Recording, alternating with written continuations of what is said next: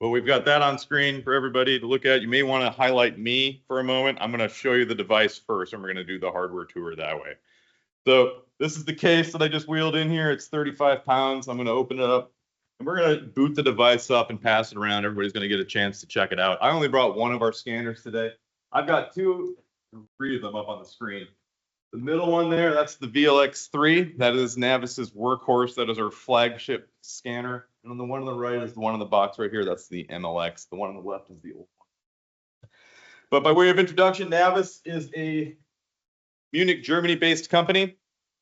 Worldwide spread, probably about 500 employees, maybe 40 to 50 of them in the US. We do have an office in the United States in Culver City, California, suburban LA. I work out of my home, so I'm the only guy in Wisconsin right now. We actually have 4 employees in Minneapolis.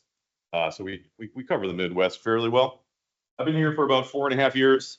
I do a lot of presentations. I do a lot of traveling. I don't do a lot of PowerPoints. I do a lot of demonstration scans. So, you know, cross your fingers. We'll get through this. I'm usually generally good at filling time and talking. So go ahead and check me. I'm going to open this up. This case here is rated to about a 12-foot drop. I'm going to do a lot of mixing between meters and imperial units because everything I learned in Germany was in meters. I have a little cheat sheet on my computer when I present online that tells me what that all means in imperial. But generally speaking, I'm fluent in US measurements like everybody else, unless fluent in metrics. So just stop me. But yeah, so this case will take a 12-foot drop. It is ruggedized, and then you'll see here, I just forgot to show off this beauty, but inside of that case, it's this backpack. So should you all find yourself owning one of these things, this is probably a pretty easy way to carry it around.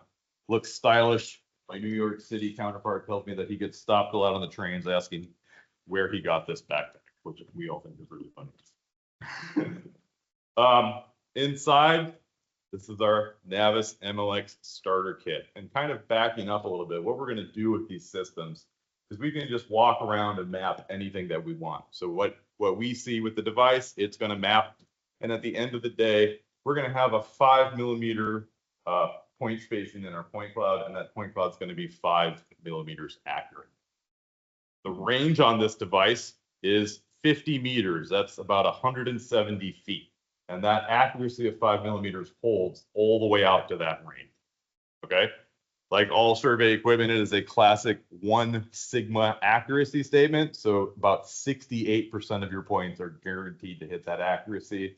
When you look at our data, I'll challenge you to find any point that doesn't hit that data, depending on how we processed it. When we process the data to keep it all the way out to 50 meters, you're going to see a couple floaters around edges of things from far away from the device. Kind of common. But anybody here have experience using any LiDAR scanners? Anybody ever use a tripod mounted scanner or maybe even something on a drone? No? Heather with the drone operator license. Yeah. All right. Well, so, right, LiDAR, we're going to back up and cover some basics. LiDAR, it's the same acronym as radar. So it always drives me nuts personally when people capitalize LiDAR because it's just really nice to use it as a word. That's an aside. So LiDAR, light detection and ranging, meaning like radio detection and ranging. Laser pulses are going out into the world. They're bouncing off of something and they're coming back. And essentially a timer is running that says, how long did this pulse of light take to bounce off something and come back? And that timestamp is translatable into a distance. And that's how we get a map of what it is that we're building here. This device has one LiDAR puck on the top, and it's putting out about 1.3 million points per second when it's on. Every single point is a measurement that we can get out of this that's going to be 5mm accurate. Okay. The device has a 40-degree field of view, and the points are coming out all the way around. So what happens is there's a cool. I like talking to mapping people because if I talk to engineers that are more like civil engineers or even mechanical engineers, it's a little boring. But I feel like this crowd kind of likes. I've been working in this industry, by the way, since 1999. I started out at a company called Manley Communications doing like Google Street View style like asset mapping from cars.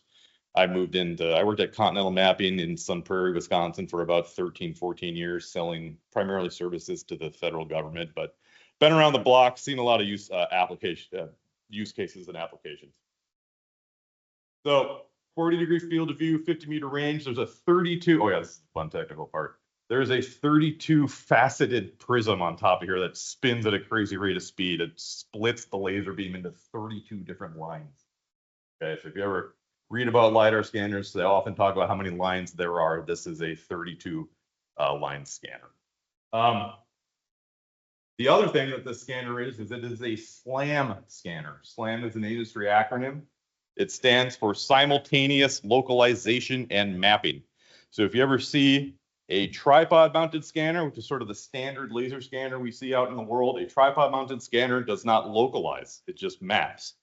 This device localizes. What that means is it understands where it fits in its surroundings. It knows that means like move it, because it knows where it is. When I tripod mounted scanner, you can't move it. You've got to set it in a spot, turn it on, turn it off, move it. Okay. This one we're going to turn on and we're going to walk around continuously for up to 45 minutes. That's the computational limit of the RAM on this thing. Once we hit 45 minutes, we risk it crashing. So we're going to shut it down at 45 minutes. And if we're not done, we're going to start a new data set and merge them together. Okay. All right. So simultaneous localization and mapping, the way it works is the LiDAR is spewing beams out into the world and it's starting to pick up unique geometry. And it's saying, hey, I see the corners in that wood detail over there, and it's probably looking at several dozen of these unique things around it, and it's triangulating off of those positions as I move around. And that's how it knows where it fits. Okay. Now, what happens is as I move around, we're going to walk in loops, and I'm going to get to that in a second as to why we do that. But I want to map in here. I'm probably going to walk around the perimeter of the room. I might get into the middle just so I can get a good picture so that it's perspective that people are kind of used to thinking. I found that if we take a lot of pictures in corners, people are like, why didn't you take any pictures in the middle of the room? Well, good point.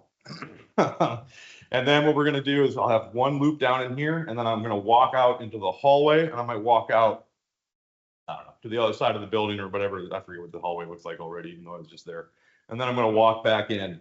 And the most important thing that I'm going to do is this is a concept that we call loop closure. So every 15 to 40 meters, I'm going to cross my path.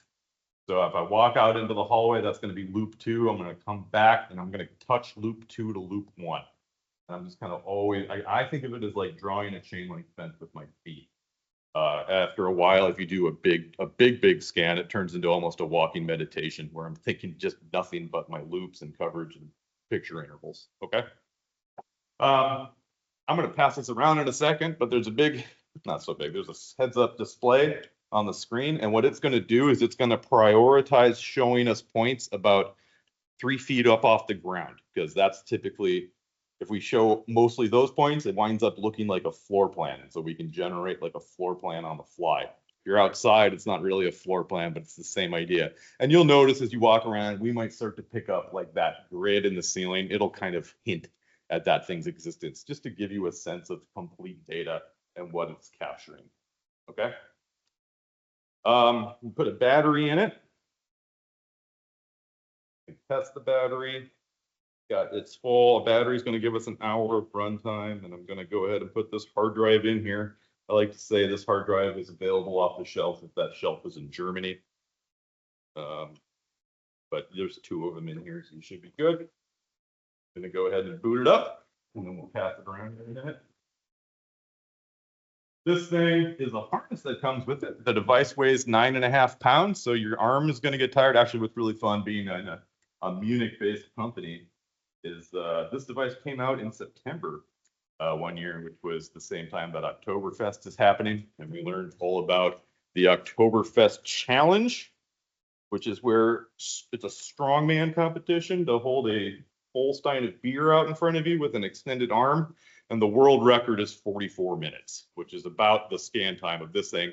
That guy's arms were like this big. So you're going to need some help. So I call this the baby Bjorn of survey. I can strap that on just fine. It's got a extra strap right here. I'm going to disconnect that. Quick release on there, and it's going to just magnetically lock into place right there. Then I can take this device. I'm not supposed to tell you that it's hands-free, so if you find yourself with the device, please keep your hands on it. But now you'll see it's well supported. I can go all day like this. what I'm doing now is when I turn it on, I want it at a little bit of an angle so the laser beams are kind of going over me. So I'm not blocking all of it. A lot of them are going to the sides and in front of me. When I want to take a picture, one thing I can do is I can pick it up over my head and I can long press this button and it's going to take a 360 picture. There's 4 big lenses across the top of this. All 4 are going to trigger at the same time. In processing, we're going to turn that into a 360 Google Street View style panorama. Okay. If I don't want to pick it up a bunch, or if I want to take a spot shot of something and kind of cut myself out of it, I can leave it in the harness, whatever I need to do, and I can short press this button, and it's going to cut that picture out, which is great for me because when we didn't have person blurring or anything like that, I wound up looking absolutely ridiculous, like 400 times. And now, when we have a 270 versus a 360, the really cool thing that we do in processing is we're going to take that gap in that full pano, and we're going to fill. So you can download image files and you can download point cloud files, E57, RCS, POD, there's a bunch of options, LAS. We're going to take the image file and we're going to fill in the gap in the image with colorized point cloud to simulate the missing image. So I'm going to go ahead and show you access to no, I knew I put the wrong one on here. Sorry guys, hold on. I was going to give you, for the folks at home, access to my site so that you can log in, check this out.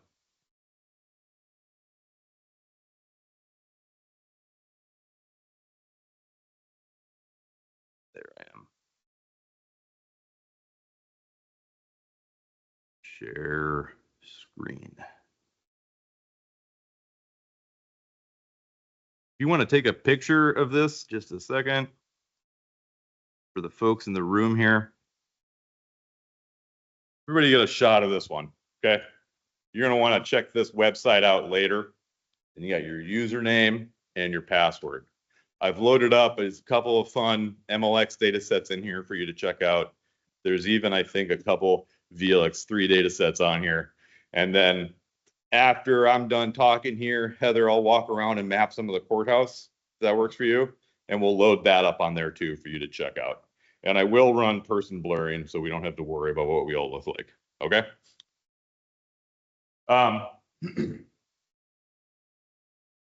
Any thoughts coming back? Oh, so when you look at my MLX data, you will see some of the imagery looks strange, and that is the result of that 270 backfill. Okay, so you can tell what it is. I always like this. When I do this online, I show an image where I'm like, hey, look, here's some stairs. It's clearly not a picture. It's also clearly stairs. That's kind of how I explain it. All right. So I'm going to go ahead and we'll call this. I'm going to name the data set. I had a good time yesterday. I stopped at the Fred Smith, Wisconsin Concrete Park in Phillips on my way up, and I mapped that. So I'm really excited to see how that turns out. I'll add that one on here too. I did it as an experiment. There's a new, I'm not going to get deep into the weeds here. I'm pretty sure it's going to turn out. It was an experiment. It was a new mode on this. So, all right, we'll call this Bayfield.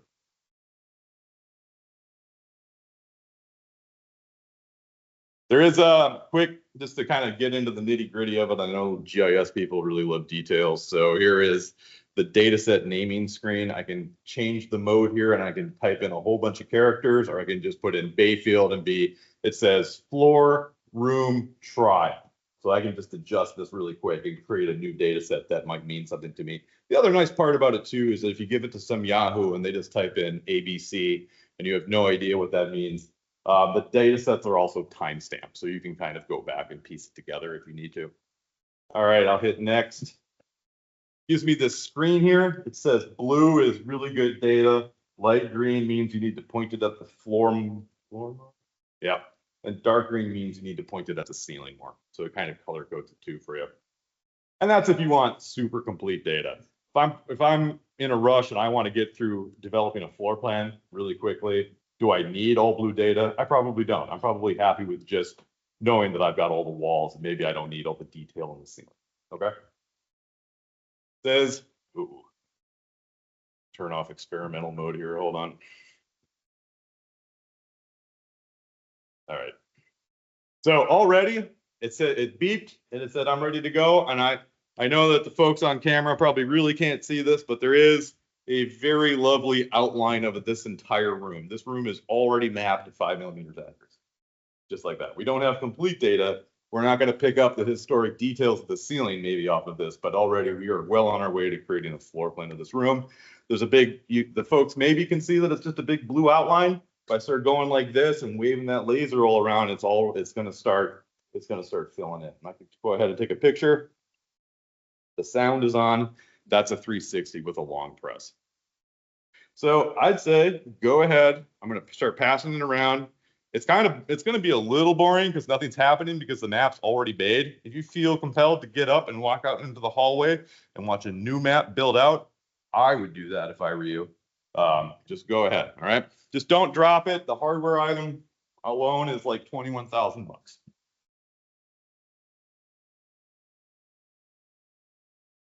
What should you? Yeah, I don't know. Just check it out. So a couple more cool things to explain about this device. We talked. Talked about the 4 big cameras on there. Those are 12 megapixel cameras each. The 2 smaller lenses that you can see in the front right now, those are video cameras. And so that's really neat too, because if you wind up forgetting to take a picture or you're like, gosh, I really wish somebody had snapped a photo so I can read the words on the sign, you can go back and you can grab the video. That's not the intention of the video. The video is really cool. So you'll see the 2 lenses for the video cameras are kind of bugged, fish-eyed out this way, right? So that's actually a photogrammetric solution. So it's called visual odometry. If we're really in a drone nerdy photogrammetry world, we call it structure from motion photogrammetry. It is it's much like how the Lidar is picking out unique geometry.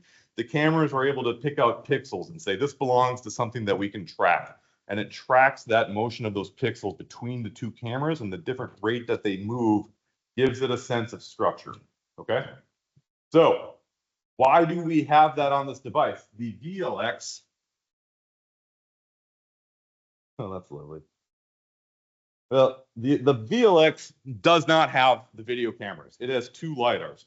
Part of the reason is that when we have 2 LiDARs on the device, one is primarily shooting its beams out this way, and the other one is shooting its beams out this way. When we have 2 of them, it's really hard for us to lose tracking, right? We have just a great view of everything around us all the time. With that one, if I wind up and stick it up my shirt, stick the laser up my shirt, it goes nuts because it's lost its connection to reality. When SLAM loses its connection to reality, it's game over. The data set shuts down, smoke comes out of the device, you got to start over, okay? Because it can't regain that. It's not like us shutting our eyes and like, surprise, I'm still here, right? So what's going to happen with a smaller device is people are going to start sticking it into smaller places. So primarily, people really like to stick that thing up into the ceiling plano. So if you've got a drop tile ceiling, you get up on a ladder, you pop a tile, you stick that thing up there, and what do most people do? They go right up there and they stick it up there, and you lose SLAM because it hasn't had enough time to tie the old anchors that's already established below the ceiling to the new anchors it wants to establish above the ceiling. So what happens with the video solution is more robust. It can find itself back on, and what it does is it'll actively help the LiDAR get back on track. So video, more robust, less accurate. We want accuracy, so we use that to get the LiDAR back. What's extra cool about it is that it will supplement the SLAM position in real time. So I did a really cool experiment where I crawled into the storm tunnel, the storm sewer culvert in a park by my house. It's about 200 feet long, and there's really not a lot of unique geometry in there. The unique geometry is going to come from the ends of the tunnel and maybe some information on the cracks or the seams between the precast pipes that were put together, and maybe like a root or something that's hanging down. It's quite frankly not enough for the LiDAR to hang on. It's just not anything big enough and frequent enough to help it. And then on top of that, SLAM needs unique geometry, not just geometry. So when we get it into a situation where the same thing is happening at a set interval, it loses itself. So a classic scenario might be a really big, long hallway, let's say like a hotel with a door at like every 25 feet or something like that. It goes, oh, well, this door is 25 feet after the last door, and this door is 25 feet after the last door. I must be back here because I saw this pattern before. The video corrects all that in real time. One of the sites, I don't think I've added it quite yet, but what I'll put up there for you is a hydroelectric power dam that I scanned in Vermont. Yeah, I'm sharing the locations. When you zoom in on my map, you can find it. What they did was, it was the first time it had been dewatered in 100 years. And so they went in, they turned off the water, they power washed it. And then I went through and climbed through a 5-foot diameter cast iron pipe. And what we did was we hung unique posters that we had big magnets with clips on them, and we hung little images up throughout it, and really just the paper itself was helping it out. And then I laid down on my back on a giant skateboard called a mine cart, and I like luged down the pipe holding the device up like that. It was probably the most fun I've ever had mapping. But it was that video camera that kept the thing locked in place and supplemented the slam, and we got an accurate. Yeah. If the door was open that much, back in the room, what does it do there to flip it out? Yeah, it won't flip it out. It'll keep working. What you'll probably have in the data is kind of two positions of the door in the LiDAR data, a superposition, what I like to call it. One of the things you can do with the device is, hey, I've got a lot of customers that are like, I want to make the most beautiful digital twin of something you've ever seen, and I want it to be just perfect, right? So what they'll do is, okay, well, this building normally has all the doors closed, or this building normally has all the doors open. So either they'll go through and they'll chalk block all. It is an eye safe laser, by the way. I appreciate the caution with the sunglasses. My cheaters. Oh, perfect. 5 years old. So. Yeah, no, I have readers that I wear for it too.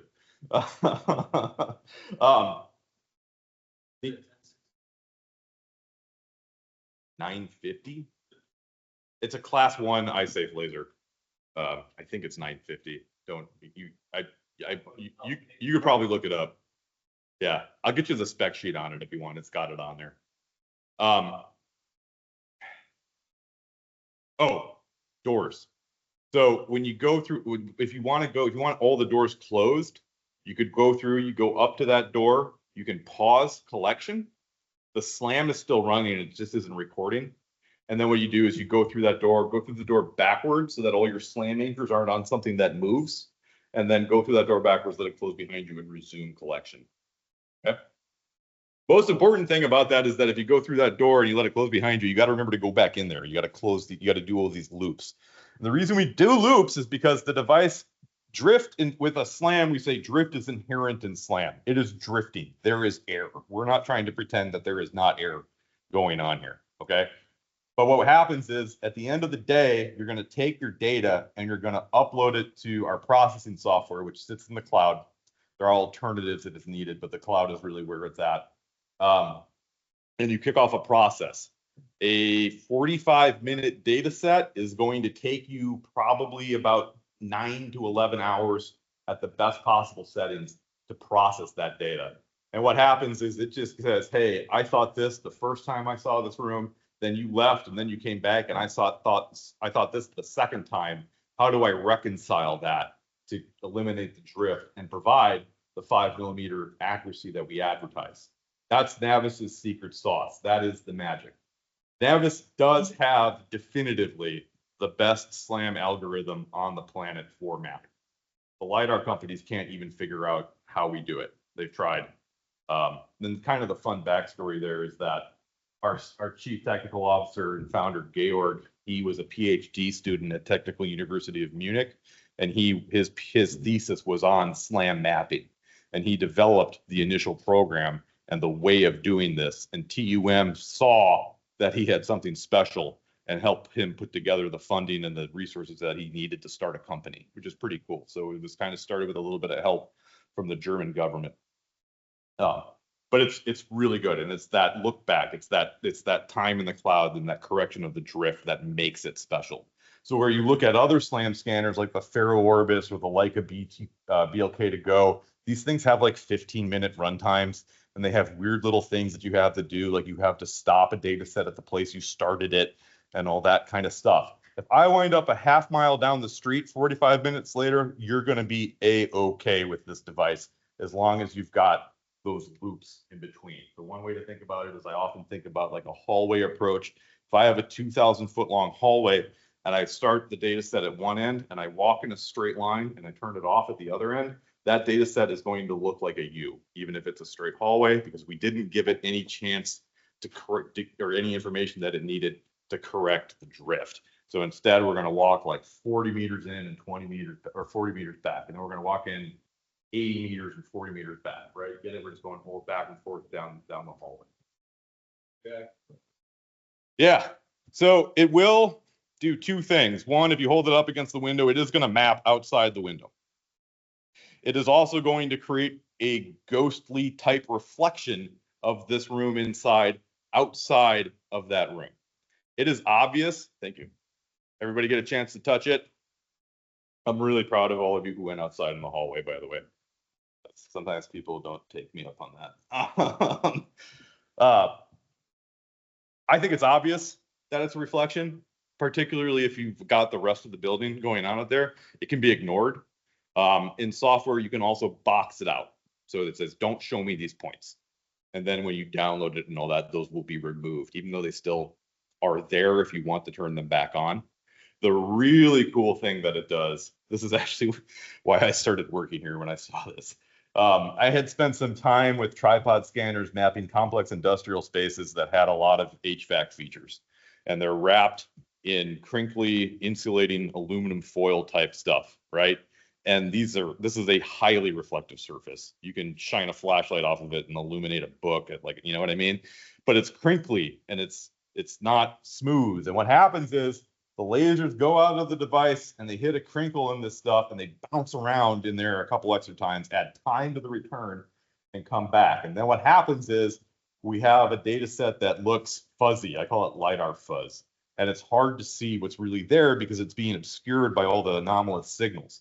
So when you take my SLAM device and you hold it at the same angle as a tripod-based scanner, you have the same exact problem because it's just physics, right? But then I take a breath or a step to the side and I change that perspective, that angle, that fuzz happens differently. And the device says, something's moving over there. So it has an internal dynamic object removal filter, which means stuff that's moving gets tossed, right? We don't want you verifying accuracies off of a garbage can that's been kicked down the hallway. It's a rough example of it. And so that actually, when I saw how smooth the data looked, well, let's look at it. I'm going to go ahead and just jump right into the data. Anybody else got questions about the scanner?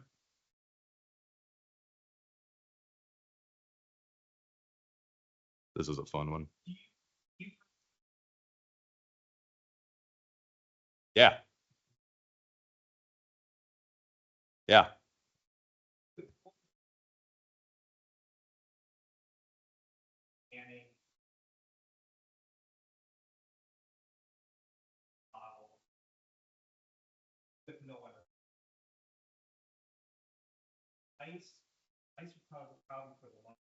I don't think it would. No.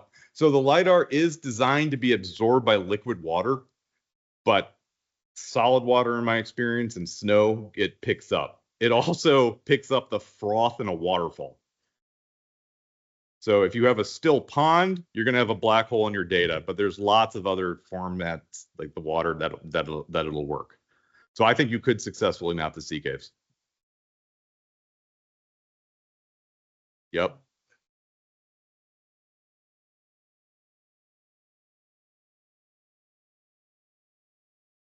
Correct.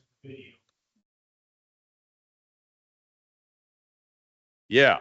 So here, let's talk a lot about the data here. I was going to talk about that dynamic object removal filter, and then let's talk about colorization also.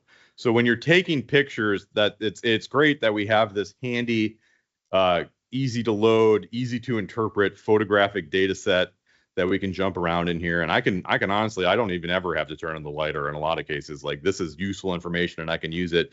And you can see me, there's a dot, that's where a picture was taken. I can advance to that dot and see it. Now, this is like the most intense HVAC situation I've ever seen in my life.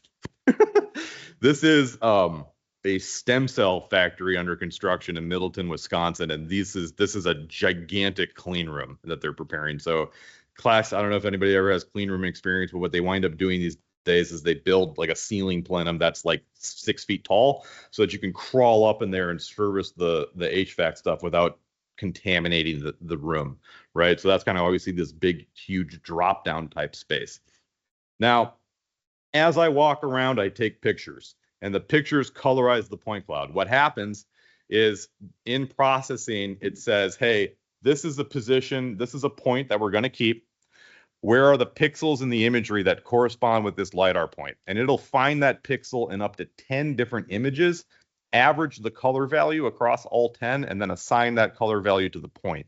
So this is going to be the demo moment of truth, by the way, more than getting it set up on web share. Turn on is how fast this point cloud's going to lose. I like to make a joke that guest internet is an IT guy's way of playing pranks on sales guys. So I swear it's true. So when you are, let me give you some pointers too about how to use this data. So it's because you're going to look at it. The toolbar is over here on the left. Real quickly down here on the right, it looks like I flew a drone around the site. I did not. This is the colorized point cloud visualized from the top down to simulate a floor plan. And we can adjust this. So like I went in and manually, it does a pretty good job of guessing for itself where all the floors are, but I went in and manually adjusted this one so we can see we've got about 4 different floors to play with. What's actually really fun here too is that this floor 1 kind of corresponds to the top of that clean room. So we actually just have a straight up map of the HVAC system, which is fun. Anyway, so I can jump around here and see the LiDAR data. Let's go back in here now. I'm going to use the top left corner of my keyboard, the QWE ASD keys, to kind of Superman around here. And I can, when you want to turn on the LiDAR, the toolbar's on the left, click the eyeball, turn on the point cloud. If you have terrible internet, maybe like I do at my hotel, you can change this from high quality to balance or high performance. Okay, these are like internet speed settings to make it useful in the field. But yeah, so when I look at now, we're in the point cloud. Let's go back over here to the HVAC features, the crinkly things. We are seeing very smooth looking data. It's very obvious where these features are. Okay, there's not anything obscuring it, and that's because of dynamic object removal. All right.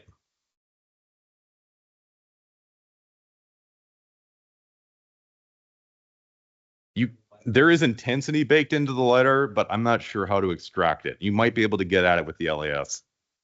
I haven't gone that deep into it. Yeah, so actually, if I wanted to really get dorky about it and show you the everything we can do with this, so here is your intensity view. A lot of old LiDAR heads are used to seeing this. My personal favorite is the normals for low light conditions. It just really makes it pop, and we can really start to see what's going on here. So no camera information on this one, just normals. Show you some other fun stuff that we can do here. I went ahead and, well, let's take a look at, so let's say you're Ashland County and you want to buy one of these for whatever reason. This could be ashlandco.iv.navis.com. It's customizable, right? It can be whatever you want. If we go ahead, now I can see the sites, and we're seeing everything I've done. This site, when you get a starter kit, at your most basic hosting level, it comes with 80 or 100 logins, depending on what package you buy. I'm not going to get too deep into the weeds here. The logins can be shared. So you can be like, hey, Ashland, City of Ashland 911, this is your login. School district, this is your login. Elementary school, this is your login, and the whole team can use it. And you can control what they see, right? So Washburn doesn't have to know that Bayfield exists, vice versa, unless you want them to, okay? So there's that kind of control. So when you zoom in, when you log into my site, the login that I showed you at the beginning, it's going to be this exact site, but you're not going to see all of my 300 of my demo sites that I've done. Okay. But I'm going to go ahead and zoom. We can also type in here. So I'm going to type in JFK. And here is the world famous ball of twine in northern Wisconsin. And this is imagery, obviously. And we can even kind of come in here and see what the signs say. Anybody ever been here? This is a great site. I recommend it if you're ever in this area. It's in Douglas County. We can read that sign and see what JFK's artist statement here. This was a giant tall ball of twine that this man made in his front yard, and just kind of was his way of making friends because people would stop and ask him about it. It is the heaviest ball of twine in the world spun by an individual. There are 3 qualifiers for what the largest twine ball is. I've learned a lot. All right. So if I go over here, I'm in photo mode. I can click this ruler and I can measure directly out of the imagery without ever having to know anything about how to use a point cloud or anything like that. So I'm going to go ahead and expand my options for this, and I'm going to go ahead and click this vertical distance. And now everybody kind of sees my classic black and white mouse pointer on the pavement foundation there. And then there's a bullseye or like a halo around that point, and above that is the halo and the bullseye. Sorry, and the bullseye is showing us the point cloud, so we can actually view it in real time. So if I wanted to measure how much clearance there was here, I click that, and automatically finds the ground. That is 9'1" plus or minus 5 millimeters. Okay. Another thing I can do is I can right click on this. Whoop. Let's close out of that. I can save this, and I can even export this as a DXF file if I want to bring this into some kind of CAD program. Okay. Another thing I can do is I can create points of interest, and I could say, foundation. And these are the baked in categories, but we can change these. And so maybe it's a little ridiculous to demonstrate this on a small, fun twine ball site, but you could go through and map a whole school and be like, this is classroom 223, or this is the fire extinguisher, yada, yada, yada, yada. If you really wanted to get advanced, BMW is NavVis's biggest customer, which tracks given that we're Bavarian. We developed a system for them that now everybody has access to. So on your phone, you can download an app called Ivion Go, and you can say, hey, I'm in the Bayfield County Courthouse. I've already mapped it, right? And it's in my Ivion instance. Hey, phone, I can sign in with my credentials. I'm in Bayfield, or I'm in Washburn at the courthouse. It's like, okay, pick up your phone and show me where you're at. And I'll pick up my phone, and it'll be like, oh yeah, I know where this is. It'll match the imagery that it sees from your camera with the imagery in the system, and it'll position you within a couple millimeters. And so then what you can do is if you set up a nav graph in the site that's like, hey, we can't walk through this ring of tables, we can't walk through those benches, but here's the hallway, you can walk through that. It'll actually route you to wherever you need to go. Super cool. Some of the BMW sites are so big that there's like maintenance guys that have worked there for like 25 years that still haven't been to certain parts of certain buildings, and they get assigned to go do something they don't know how to get there. So they pull out Ivion and go on their phone, and it navigates that spot. The other really fun thing that you can do with Ivion and Ivion Go is you can sync it to a Insta360. So if I've already mapped a site, and let's say the school district said, yeah, well, we ripped out, I mapped this library before, but we went through and we ripped everything out, and I want a progress shot of what's going on, and I don't want to bring the MLX out. Maybe it's on a project or something. I can bring this $500 device out, and I can just walk around, and it'll capture updated imagery and put them in the right spot for you automatically and live if you connect it to your phone and Ivion Go. Fun stuff there.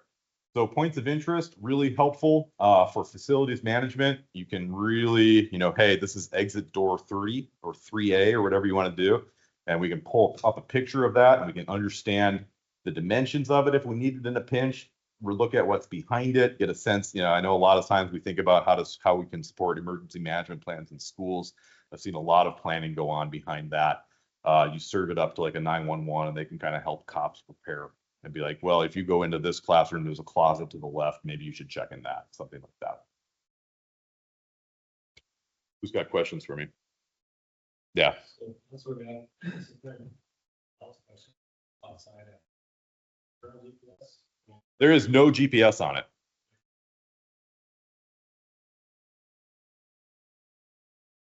Yeah. So far, so good in forest for me. The 2 was a little rougher. That was the original device that we came out. The 3 now, and then the MLX, the 3 and the MLX are kind of the same. They have the same LiDAR scanner. So when the VLX 2 first came out, we were getting 600,000 points a second, which at the time sounded like a ton, but it wasn't really picking up enough to really track in a complex environment like that. Between the increased point density from the new lasers that we're using and the Intel NUC processor on this one being like 4 generations ahead, it can really tend to keep its position. I don't know how it would do in like a red pine plantation. We could try something like that if you were curious about it. But if you're in a true mixed forest, it goes pretty good. I am a forest nut. I do a lot of like my main hobby is like champion tree hunting. So I take it out and I measure a lot of trees with it. And it's a lot of fun. So, and I do have customers that have Forest Service contracts that use it. I don't actually understand exactly what they're doing, but I do know that they're mapping stands of mixed forest with it.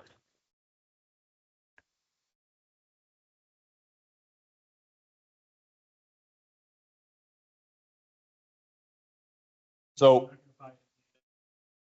the starter kit, good news, not $1 million. $45,000 will get you everything you need to map and post about 250,000 square feet of data in your first year. There you go. Yeah. I would consider it more of like an under the table borrowing, as a rental would be specifically against the end user license agreement. But I ain't gonna say anything. I just went through this with somebody. You know, it'd be really a lot more motivating for us to buy this if we could rent it. Here's the thing with the rentals. We have one rental partner out of Texas called HTS. My understanding is that they only rent to existing customers. I'm not sure if they're holding to that or not. That would be, I'm not, you know, maybe you want to give them a call, HTS out of Texas.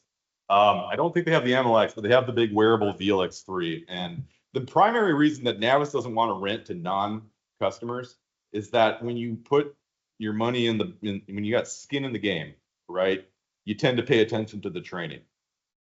It is an easy device to use. It is extremely easy to use. My joke is always that if you're using a Leica scanner, you need a master's degree. If you're using a Faro scanner, you need a bachelor's degree. And if you're using a NavVis scanner, you can just hand it to the intern. I would say make sure it's the smart intern. But I mean, like, it's like my son can do this, right?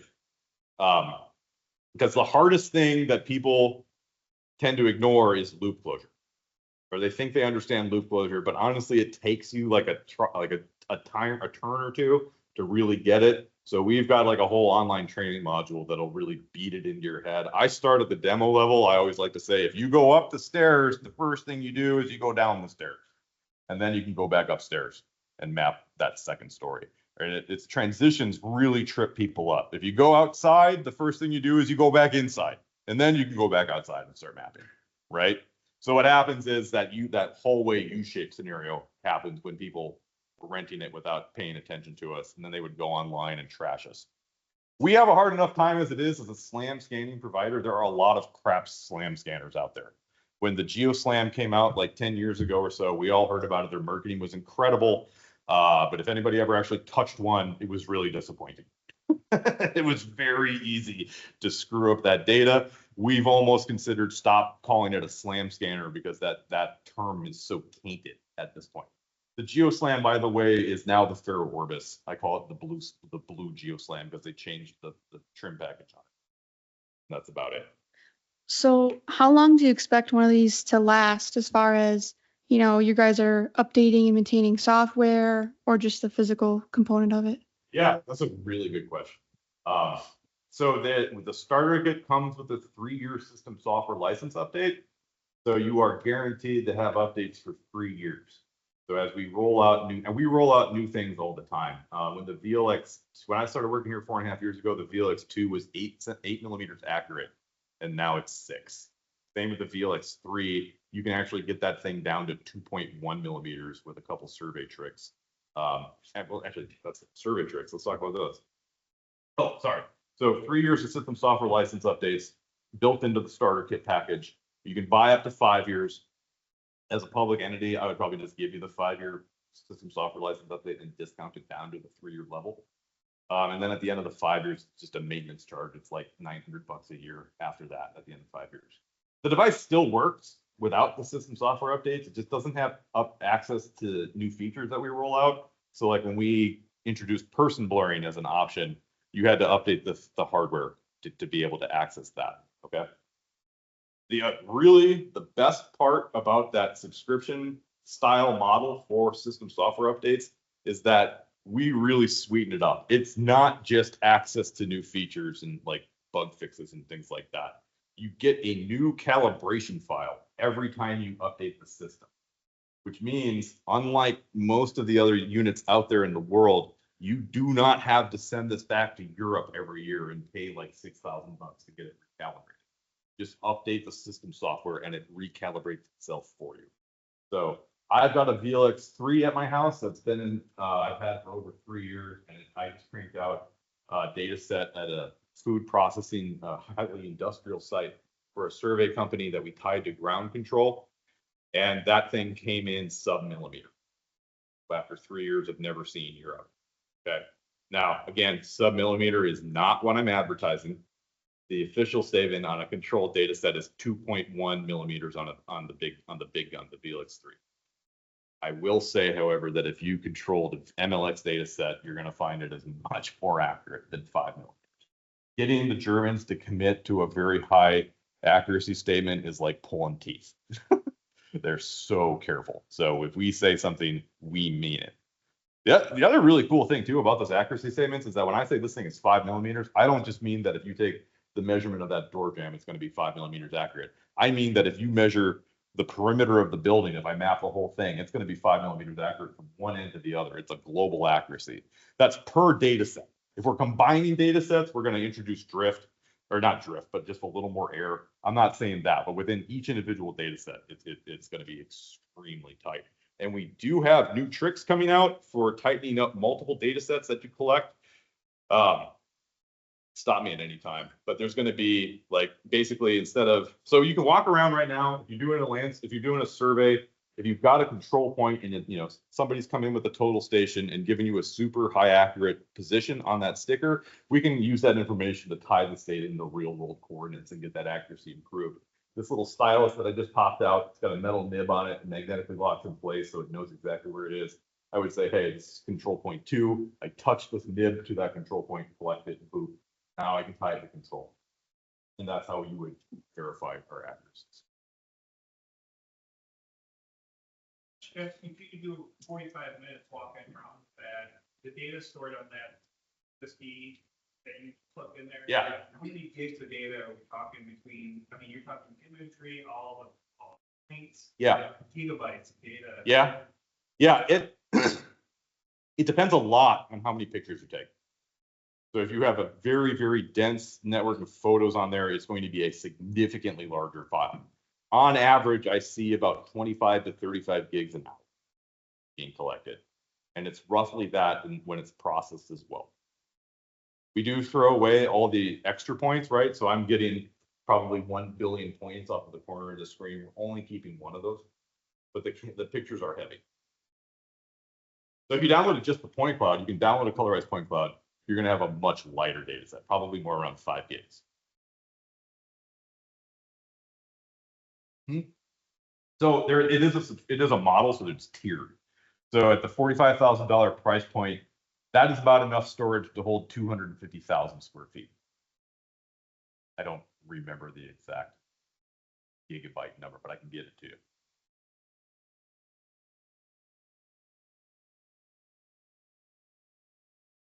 250,000 square feet. Yeah, well, Heather, you were talking about schools. So I kind of made a guess. I came at right around 280,000 square feet. That's going to be just over that entry level package. So you're probably looking at about $3 to $4 grand a year for hosting that. For 250 for about 290,000 square feet. That's every school in Bayfield County per my rough calculation.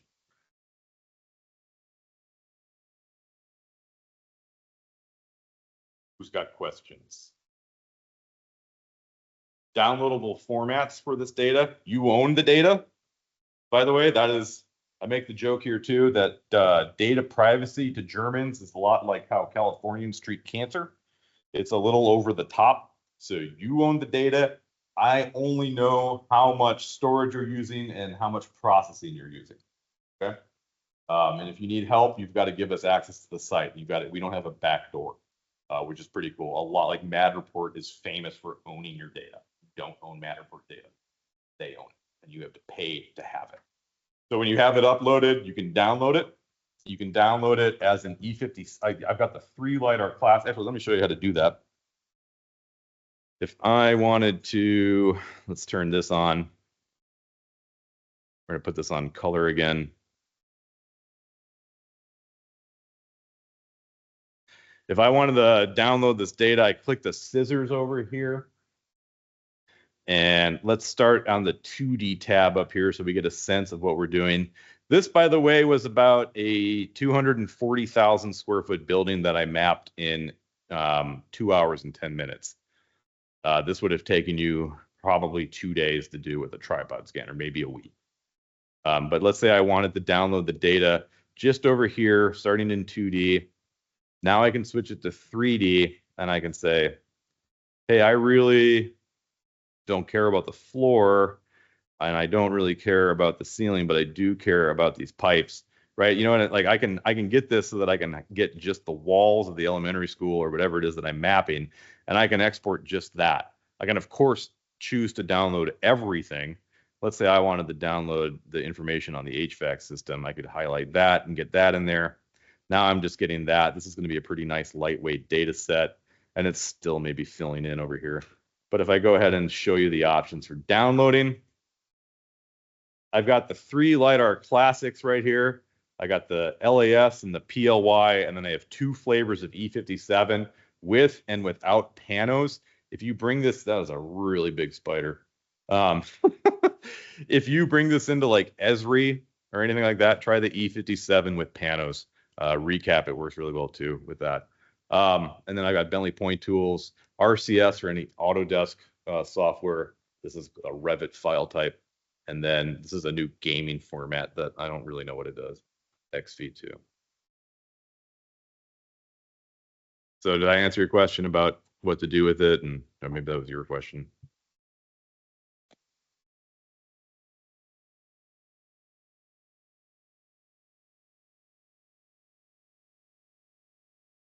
Yeah.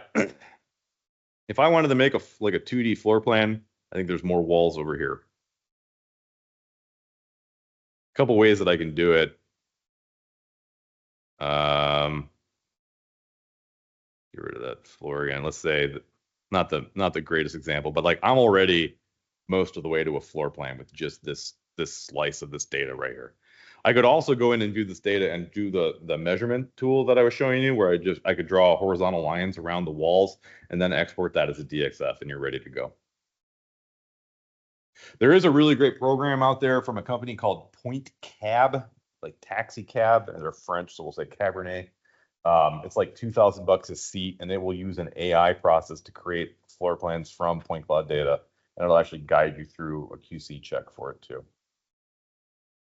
The other thing that I can offer is that we have a partnership with a company called Cubitec, QBITEC, and for $900 a year, you can stream the point cloud into other software like Revit instead of having to download it and worry about storage. But again, like, you know, I think for a county, price consciousness important. Like if you want, you own the data, so you don't have to pay NavVis $4,000 annually to host your data. If you find another solution for hosting the data that works well for you, you can pull it down and bring it in there. NavVis is extremely easy to use, and that's a selling point, and it's also a point for further consideration depending on how complex your use case is. GIS people, you guys like details and complexity, so maybe you want to bring it into something else and have that be the main platform that the data is shared. Seems like the side of the power of the actual unit itself is the ability to take it to the cloud and have it large numbers. That's where 99% of this is catching these Yes. shots. What that free or within plan and that max out at a certain level, or It is not free. That is the crux of our value proposition to our investors, is that it is a cloud processing model. So in that $45,000 starter kit cost is a $3,800 processing license. And you need that processing license to get usable data off of the device. So that gives you access to Ion processing. And what it gives you at that price point, it's called a processing 2.5. That's 2.5 million processing units, which you will spend at a rate of 15 units per processed square meter, which is how I came up with that number, that you're going to get about 1.7 million square feet of processed data, which is different than the hosting number that we were talking about. There is a processing subscription and a hosting subscription. So once it's processed, you move it over to hosting and start playing with it, or you just bring it down and bring it into something else.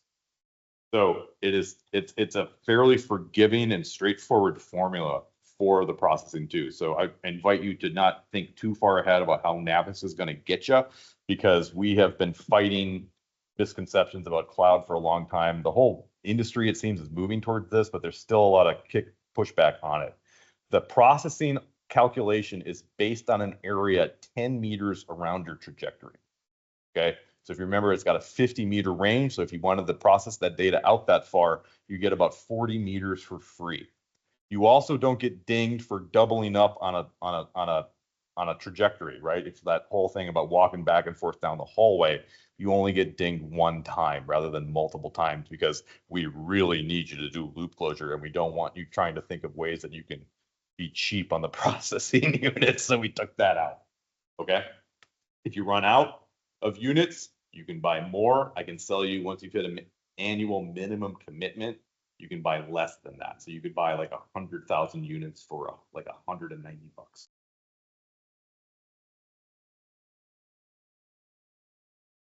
Yeah, absolutely. Yep. Yeah, you can monitor it and you'll get warning emails and all that.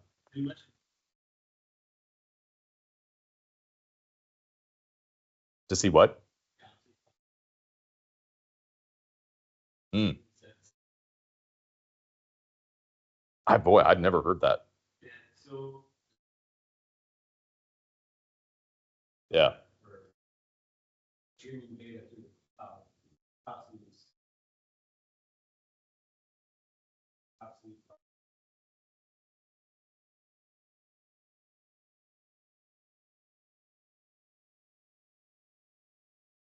Okay.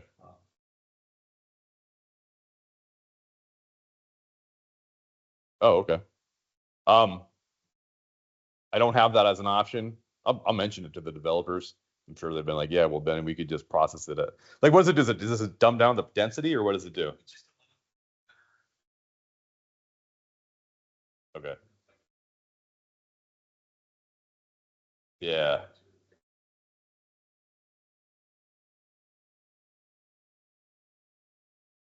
That's where this sits. So maybe it already is that. Yeah, this sits in an S3 bucket on AWS, hosted in Oregon. No, that's interesting. You could do things to lighten up the data. Like you can do, like I mentioned, like 9 to 11 hours for a 45-minute data set. That's the best available settings. We could do something like dumb it down from 5 millimeter point density, the best available density, to say something like 30, like a 3 centimeter density. That would go faster and you'd have a lighter data set. and in low light conditions, say you were coming light to, Yeah. you would just do that really slowly, then it's calibrated. Yeah. the complete darkness. Complete darkness is not a problem if all you want is LiDAR data, right? So you're going to get that when I showed that intensity and normals visualization, that's what you're going to be working off of, right? Here, let's look at this one. Oh, actually, I'm being recorded, so I'm not going to show you what I wanted to show you. There's some really nice above ceiling data sets, like in industrial settings, where like, you know, it's just pure dark back up in there, and you can't see anything. But the moment you turn on normals or intensity, it pops out, and you can tell what it is. So yeah, no, actually, caves are a great use case. You know, pictures suck, but the LiDAR is good, and you can actually get quite a bit of information out of it by like you can attach like a kind of a rigged up like ring light on top of it. That'll help. I do like when I did the skateboard dam, I had a giant light on my head, and then I was followed like somebody 20 feet behind me with just a gigantic torch lighting the thing up behind me. It was blinding. But those are some tricks that we use. It's not great lighting, but it worked. I was worried about filling up the time. We did. Should we start? Should I do a demo? What do you want me to do next, Heather? Cool. Yeah, are there more questions? I'm gonna change the data set here. What do you want me to map?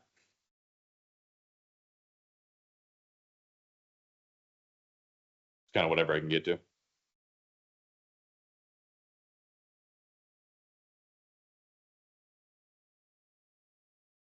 Oh yeah.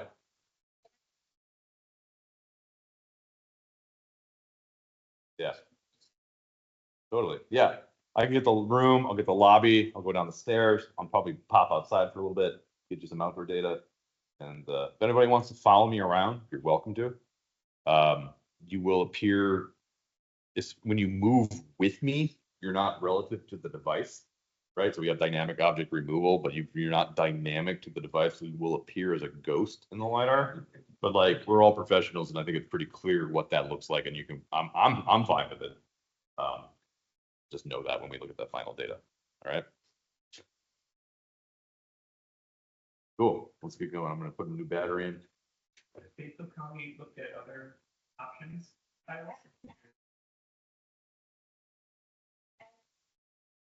Oh, is that- I'm thrilled to be here. I usually get sent to like Columbus. This is a lot cooler. And you got great weather. And I got great weather. I can't believe it. And what? And the enormous. Yeah, I did that last year. But yeah, no, this year we got the concrete park yesterday. So that's gonna. I did that one's gonna be fun. There's a new setting on this called continuous panos, where instead of controlling where the pictures are taken manually, it'll just say, hey, I want you to take a picture every 1.5 meters or something like that. And you just keep the device in the harness and you just walk. And so normally when I'm on manual, I am stopping and I am taking a picture. And probably if you're going to map a school or something, I think that's going to be the way that you want to do it, because that is a higher quality image and you're going to take fewer images. When you look at, I'll assuming that everything works out, because it's an experimental mode in beta, and I think it will. But you'll see that I took like 700 270 on this Wisconsin concrete sculpture park data set, because I just walked around and it just took pictures. That's an obscene amount of data. So I'm not sure how we're gonna reconcile that for the market, but more to come there. All right. Well, everybody on the Teams call, I'm sorry that we couldn't meet in person, but it's been lovely being here. I'm going to walk around and start doing a demo now.